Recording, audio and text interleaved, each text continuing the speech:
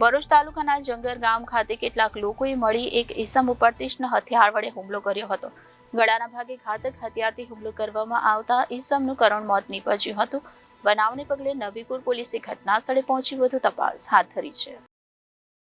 બનાવ અંગે સૂત્રો દ્વારા પ્રાપ્ત થતી માહિતી અનુસાર ભરૂચ તાલુકાના જંગાર ગામ ખાતે નવી નગરીમાં રહેતા કેટલાક લોકોએ ગામના જ 35 વર્ષીય સુહેલ મોહમ્મદ દિલીપ ઉર્ફે સુલતાન નામના ઈસમ ઉપર કોઈક અગમ્ય કારણોસર ઘાતક હથિયાર વડે ગળાના ભાગે જીવલેણ હુમલો કર્યો હતો, જેને લઈ ઈસમનું ઘટના સ્થળે જ તડપીને મોત નીપજ્યું હોવાના અહેવાલો પ્રાપ્ત થઈ રહ્યા છે. ઘટનાની જાણ થતાં જ નબીપુર પોલીસનો કાફલો ઘટના સ્થળે પહોંચી જઈ મૃતદેહનો કબજો મેળવી ભરૂચ સિવિલ હોસ્પિટલ ખાતે ખસેડી પોસ્ટમોર્ટમ કરાવવા સહિતની જરૂરી કાર્યવાહી હાથ ધરી હતી. જો કે મર્ડર થયા પાછળનું કારણ હજી અકબંધ રહ્યું છે. સૂત્રો થકી પ્રાપ્ત થયેલ માહિતી મુજબ ગામના જ કેટલાક લોકોએ એક સંપ થઈ જીવલેણ હુમલો કરી 35 વર્ષીય ઈસમને મોતને ઘાટ ઉતારી હત્યા નિપજાવનાર તત્વો હાલ સ્થળ છોડી ફરાર થઈ ગયા હોવાનું પણ સૂત્રો દ્વારા જાણવા મળી રહ્યું છે.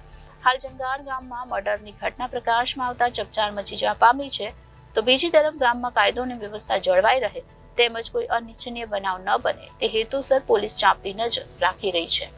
Reporter Viral Gohil, Janadesh news, Bharuch.